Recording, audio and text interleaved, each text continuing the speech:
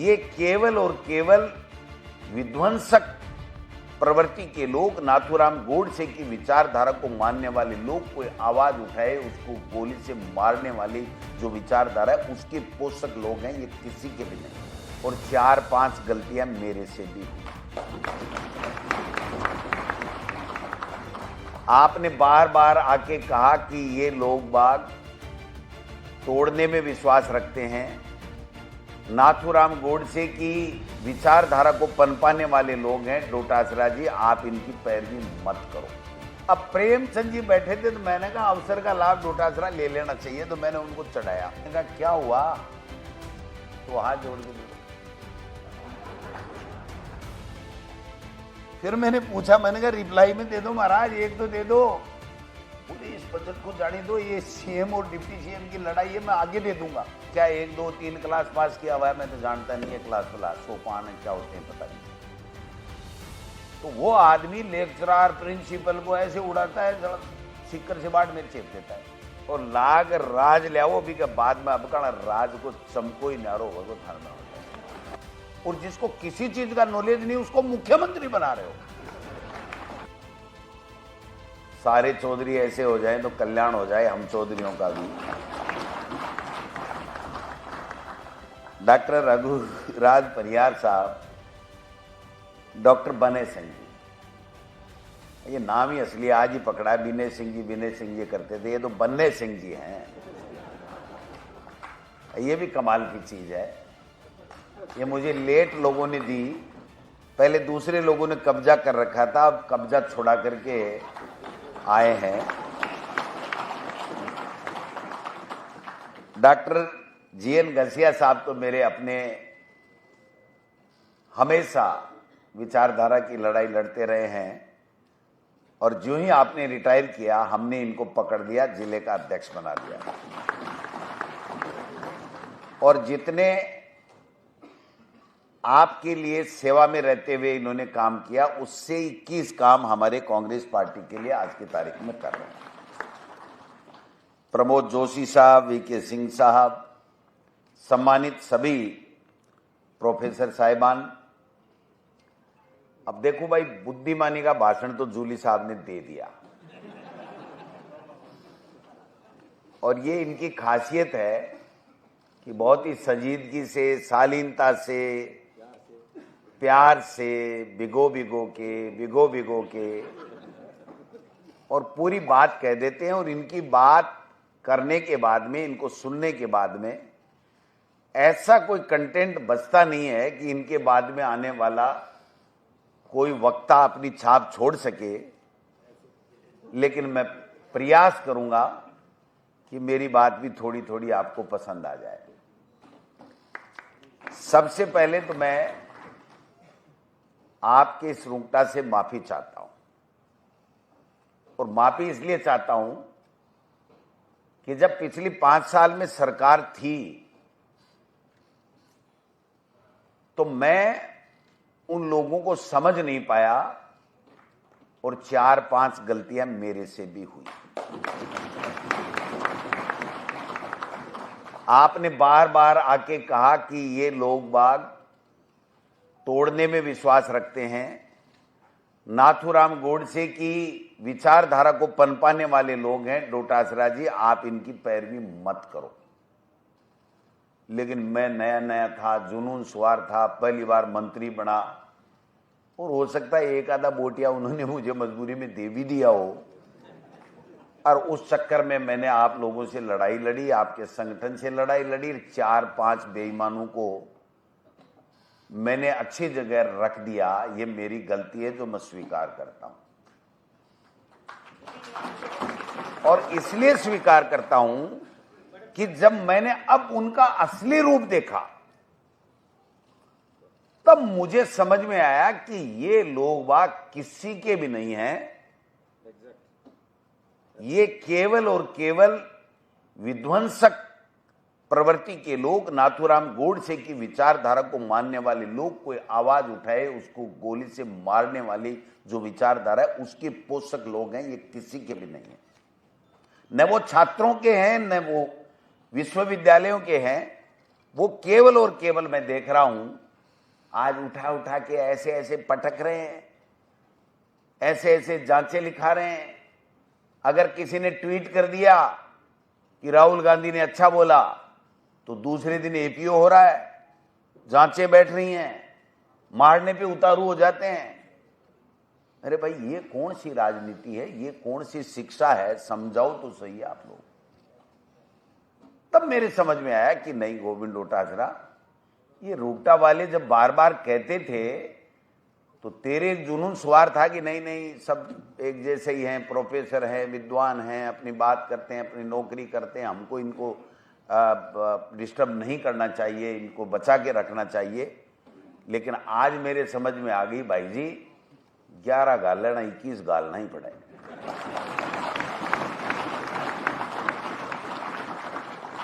और 21 ने तो 11 तो गालो, बराबर तो करो हिसाब, बाकी तो नहीं रहे।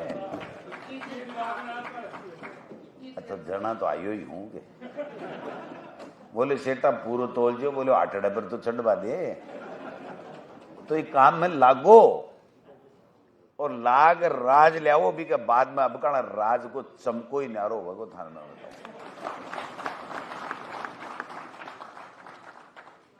सत्यानाश कर दिया इन्होंने, शिक्षा का बेड़ा कर दिया, गर्क कर दिया इन्होंने।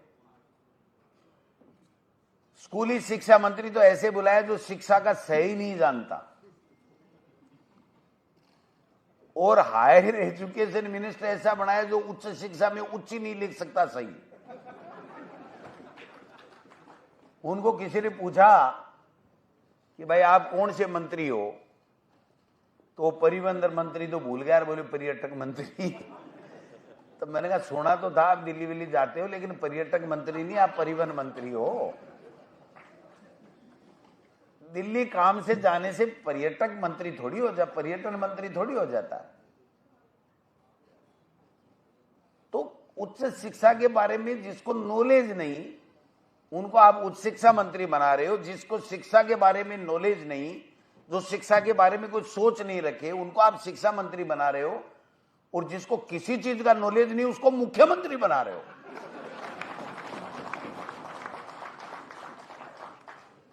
और जो किसानों के साथ धोखा करे, उसको कृषि मंत्री बना रहे हो।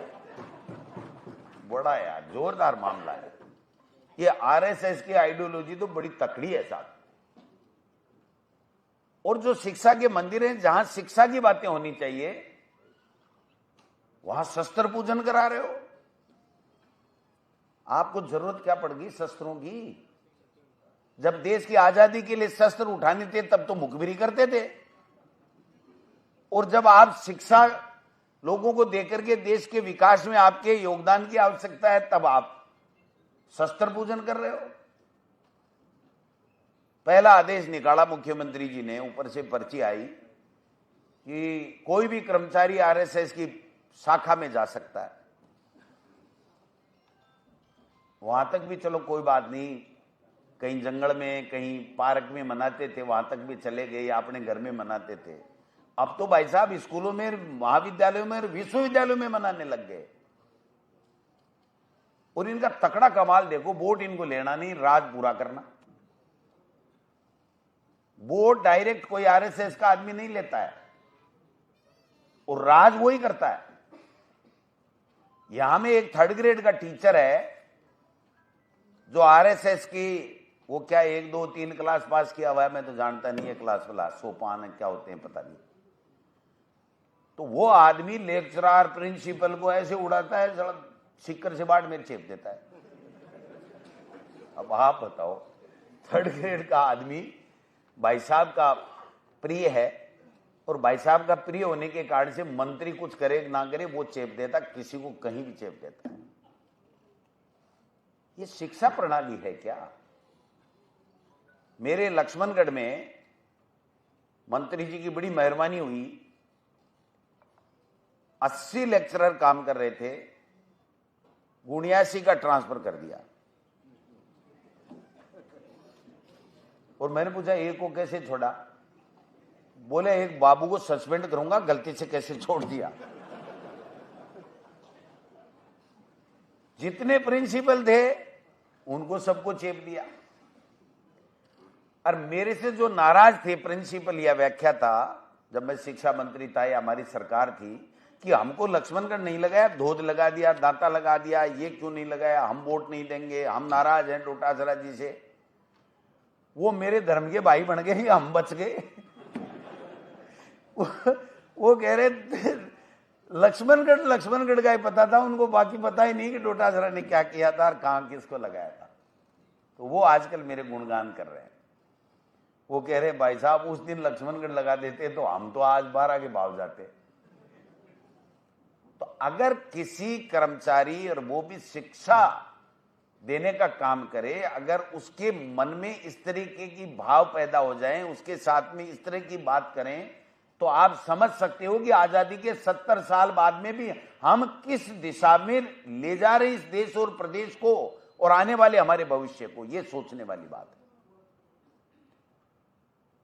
मैं मंत्री था तो मेरे भी जुनून था कि लक्ष्मणगढ़ में सब कुछ कर दूं। 101 स्कूलें खोली मैंने, 125 करोड़ के भवन बनाए, लेकिन मैंने किसी की रोकी नहीं। एक भी टीचर का, एक भी कर्मचारी का ट्रांसफर बाइस्ट होकर के नहीं किया। ये बीजेपी का है, आरएसएस का है, ये जाति का है, धर्म का है, कोई फर्क नहीं। मैंने कहा अगर पोस्टें कम पड़ रही हैं तो पोस्टें सैंक्शन कर देंगे, अगर फिर भी कम पड़ रही हैं तो विद्यालय और नए खोल देंगे, कर्मोन्नत कर देंगे, विषय खोल देंगे। अगर बच्चे हैं तो पोस्ट देने में हमें कोई दिक्कत नहीं। और हमने दी भी, 101 स्कूलें कर्मोन्नत की थी मैंने, 101 स्कूल। और यही मुख्यमंत्री अशोक गहलोत जी थे, 309 नई कॉलेजें खोली थी, 132 महिला महाविद्यालय। ये हमारी बहनें बैठी है। और अब मेरे यहां उप मुख्यमंत्री जी, जो आपके उच्च शिक्षा मंत्री जी भी हैं, गाड़ोदा में पिछले साल एक कार्यक्रम में गए थे। जाना तो दिया कुमारी जी को था, लेकिन वो किसी कारण से नहीं गई। तो क्या साहब, वो महावीर जत्ती जी महाराज ने कहा उप से नीचा तो मैं बुलाऊं ही नहीं, तो फिर ये चले गए। प्रेमानंद जी, क्या नाम है, प्रेमचंद जी।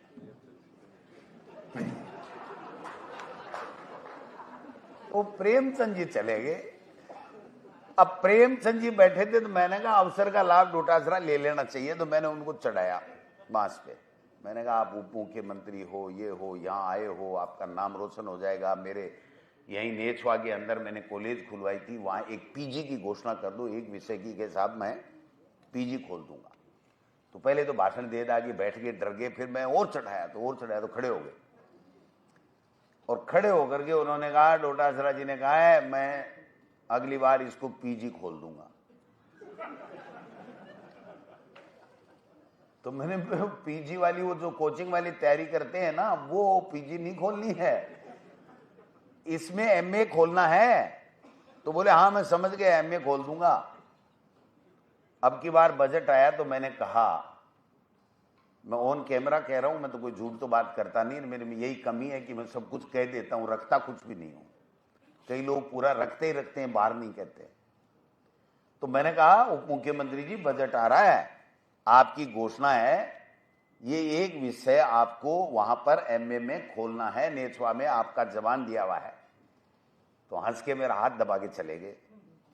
तो मैंने कहा इसका मतलब भाई को याद है, हो जाएगा अपना काम। और जब बजट आया तो मैं उनकी तरफ देखूं, वो मेरी तरफ देखे। मैंने कहा क्या हुआ, तो हाथ जोड़ के बोले। फिर मैंने पूछा, मैंने कहा रिप्लाई में दे दो महाराज, एक तो दे दो। बोले इस बजट को जाने दो, ये सीएम और डिप्टी सीएम की लड़ाई है, मैं आगे दे दूंगा।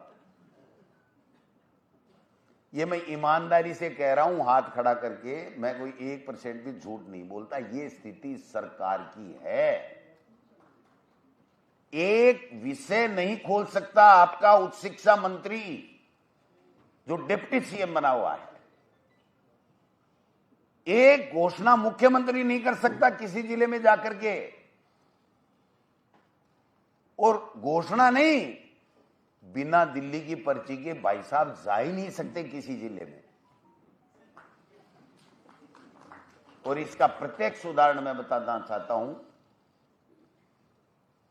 7 बच्चे मर गए झालावाड़ में छत गिरने से। वसुंधरा जी ने कह दिया हेलीकॉप्टर की चाबी मत घुमा लेना, नहीं ठीक कर दूंगी। भाई साहब गए ही नहीं आज तक। झुंझुनू में एक सुरेंद्र मोगा शहीद हो गया था ऑपरेशन सिंदूर में, पता है आपको? एक शहीद हमारे शेखावाटी का एक हुआ था राजस्थान का।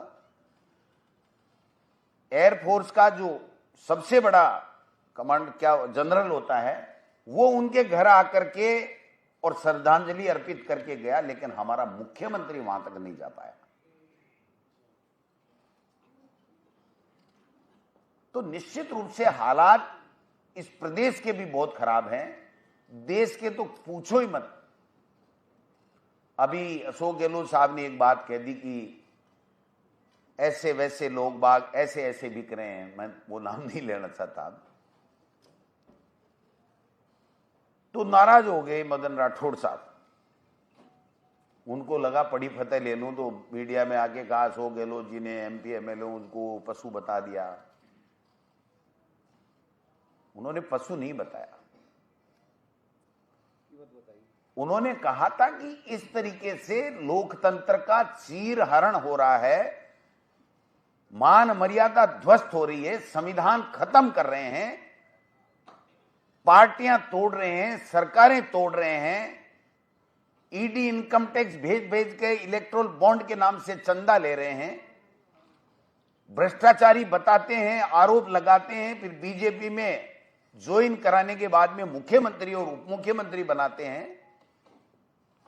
ये इस देश में हो क्या रहा है? कोई गलत बात थोड़ी कही उन्होंने, अब इनको तकलीफ लग गई। अरे साहब ऐसे कैसे कह दिया, ये तो ऑपरेशन टाइगर था हमारा। खच्चर खरीद रहे और टाइगर ऑपरेशन है। इतो सस्तो दो भाई जी, मारे शेखावाटी में गलेड़ो कांदो ही बनी हुआ है। कांदो समझो ना, प्याज। गलेड़ो कानो भी अगर किसानगन पड़े हुए ना, तो इया तो गोंदे जी एमएलए एमपी या बीजेपी खरीद रही है। सोचना पड़ेगा, व्यक्तिगत स्वार्थ से ऊपर उठना पड़ेगा। अगर हमारे पूर्वजों ने जब देश गुलाम था, तो आजादी की लड़ाई के समय अगर वो ये करते कि मेरा क्या होगा, मेरा पद का क्या होगा, मेरे परिवार का क्या होगा, तो ये देश आजाद नहीं होता।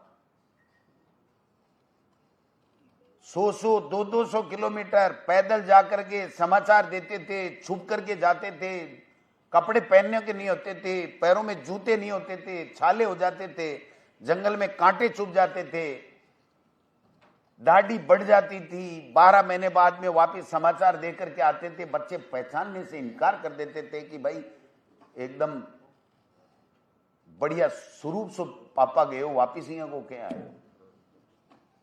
उन परिस्थितियों में काम करके देश को आजाद कराया, और ये तो सारा सब कुछ ही खत्म करने पे तुले हुए। देश का प्रधानमंत्री पूरी तरह सरेंडर हो गया।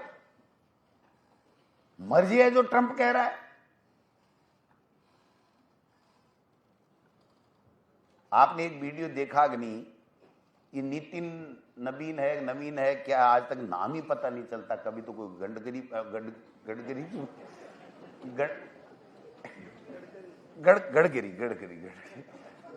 अब कभी तो गडकरी जी बन जाते हैं, कभी नितिन नवीन बन जाते हैं, कभी नड्डा चड्डा बन जाते हैं। सवाल ये है कि बनाओ, लेकिन बना के ये तो मत कहो हमारी मजबूरी का अध्यक्ष है तुम। देश का प्रधानमंत्री कह रहा है कि मजबूरी के अध्यक्ष जी बैठो कुर्सी पर विराजो। तो आप बताओ ये कौन सा लोकतंत्र है? कौन से 2047 में ले जा रहे हो? पता ही नहीं रहेगा कहां रहोगे 2047 में। जेड़ों में रहोगे कि इस दुनिया में नहीं ऊपर लोक में रहोगे? कौन कहां रहेगा, किसने देखा है? आप तो वर्तमान की बात करो। ये जो हमारे बच्चे आ रहे हैं, इनको कैसे संस्कारित रोजगारोन्मुखी एजुकेशन मिले, कैसे गरीब अपना पेट पाल के अपने बच्चों को कैसे अच्छी शिक्षा दे सके, कैसे बिजली, पानी, सड़क, इनको सारी सुविधाएं मिलकर के ये देश प्रगति करे, कैसे ये अपने देश का नाम रोशन करें, इन बातों के ऊपर फोकस करने की आवश्यकता है। 47 का नारा दे करके और सारे देश में ही हॉर्स ट्रेडिंग आपने चला दी। 2/3 करके परिसीमन करना है। और परिसीमन क्या करना है कि बिना वोट, बिना काम इस देश में हम ही शासन करें, बीजेपी और आरएसएस ही शासन करे, दूसरा शासन में आ ही नहीं सकता। यह परिसीमन है। जैसा आज हो रहा है ना, कितना भी अच्छा व्याख्याता हो, गांव वाले चाहते हो, कॉलेज चाहते हो, छात्र चाहते हो, लेकिन वो भाई साहब को प्रणाम नहीं करता, भारतीय भवन में हाजिरी नहीं देता, इसलिए ये तो बाड़मेर जाएगा, चाहे कुछ भी हो जाए, ये जयपुर नहीं रह सकता। तो मैं समझता हूं कि सबसे आपकी दुखती रग है, उसी के ऊपर मैंने मेरे 10 मिनट खर्च किए हैं। आप परेशान इसी से हो।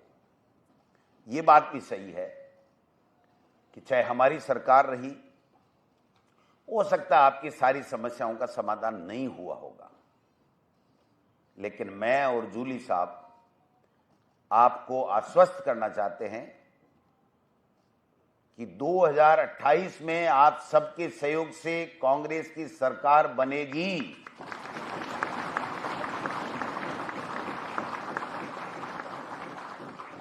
और जो बैन खुले हुए पे यहां अंदर आए हैं ना, इनके लिए जान लड़ा देंगे। जो आप कहोगे वही करेंगे।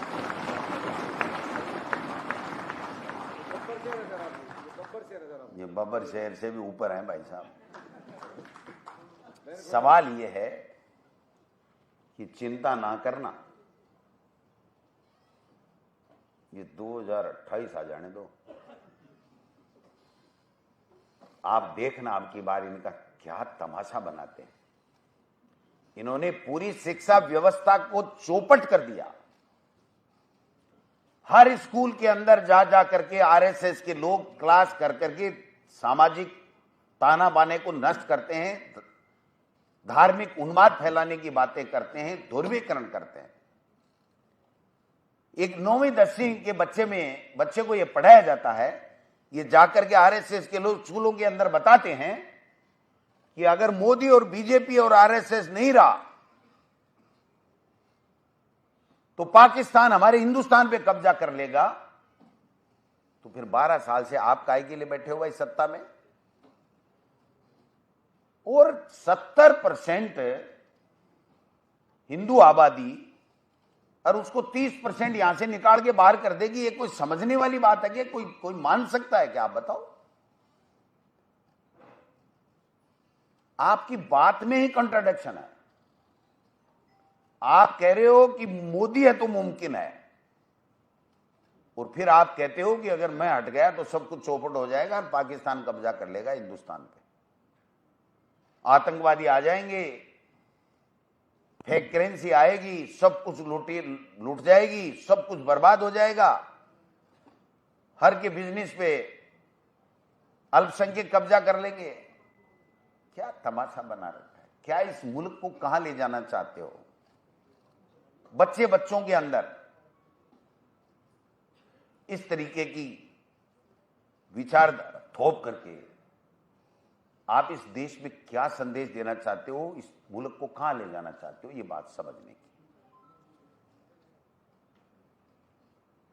मैं समझता हूं कि आज हम सबको एक ताकत और एक स्वर के साथ में, जो पीड़ित, शोषित, परेशान लोग हैं, वो किसी वर्ग के हैं, किसी समाज के हैं, किसी गांव के हैं, किसी शहर के, किसी वार्ड के, कहीं भी नौकरी कर रहा है, व्यापार कर रहा है, कुछ भी कर रहा है, उनकी उस हर तकलीफ के अंदर हमको उनका साथी बनकर के खड़ा रहना पड़ेगा।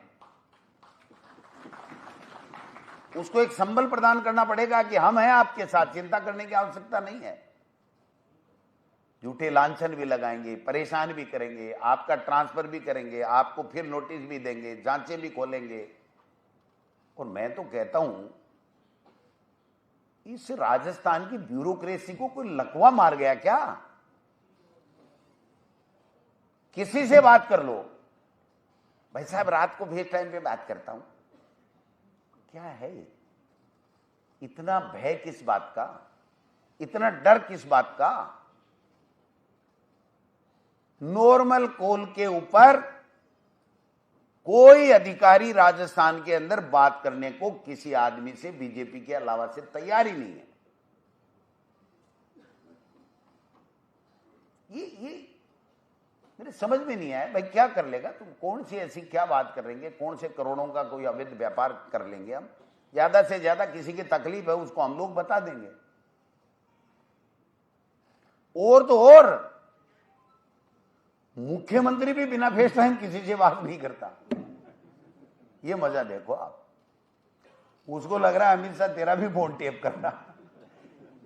तो फिर क्या न्याय देंगे? क्या शासन, क्या प्रशासन, क्या अपराध रोक लेंगे, क्या सुविधाएं दे देंगे, क्या अच्छी शिक्षा दे देंगे? वो तो भाई जी क्यारो ही पीगो। अभी 11 पीरियड के मायने संघर्ष करना है, लड़ाई लड़नी है, लोगों के साथ खड़े रहना है, और 2028 के मायने राजस्थान में कांग्रेस की सरकार बनानी है। और बने सिंह जी, आपने कहा है कि विचारधारा की मजबूती के लिए आप हमारा साथ दो। आप साथ की बात कर रहे हो, दो तो हम बैठे हैं, जब दो हम बैठे हैं तो सारे, आज तो अध्यक्ष सर हम ही हैं, और क्या है बताओ? जब दोनों पोस्टों के धनी ये कह रहे हैं कि हम सबको साथ लेकर के आपके साथ कंधे से कंधा मिलाकर के मजबूती से विचारधारा की मजबूती के लिए काम करेंगे। वरिष्ठ नेताओं का आशीर्वाद, सहयोग, मार्गदर्शन लेंगे, उनसे पूछ करके प्लान बनाएंगे। और आप तो वो जाबाज शेर हो जिन्होंने इन विपरीत परिस्थितियों के अंदर इस होल को भर दिया। भाई साहब, पहले तो मैं ये समझ रहा था कि 9x12 के कमरे में कोई उद्घाटन है, 4 आदमी होंगे, 4 हम चले जाएंगे, लेकिन आपने तो मजमा जमा दिया। तो निश्चित रूप से अब देखो साहब, जो जिसको आता है वो उतनी बात करेगा। अब मैंने तो आई चौकी ला गया कि शाप ने नहीं, शाप की मान ने मारनी है मुंडा के। ठीक है ना? अब समझ गया ना? फिर के सगली चीजें कह भी को महत्व खत्म हो जाए। तो निश्चित रूप से आप सबने जो आइडियोलॉजी के लिए हमेशा अपने आप को कमिटेड करके अपने संघर्ष में कंधे से कंधा मिला करके जो आइडियोलॉजी की मजबूती के लिए काम किया है, उसको तो हम सैल्यूट करते हैं। और हम आपको पूरा विश्वास दिलाते हैं कि आपके साथ कंधे से कंधा लगा करके लड़ाई भी लड़ेंगे, जीतेंगे। 28 राजस्थान जीतेंगे और 29 देश में लोकसभा जीत करके देश में और जब तक मिशन लेकर के आदमी काम नहीं करता है तब तक कामयाबी नहीं मिलती है।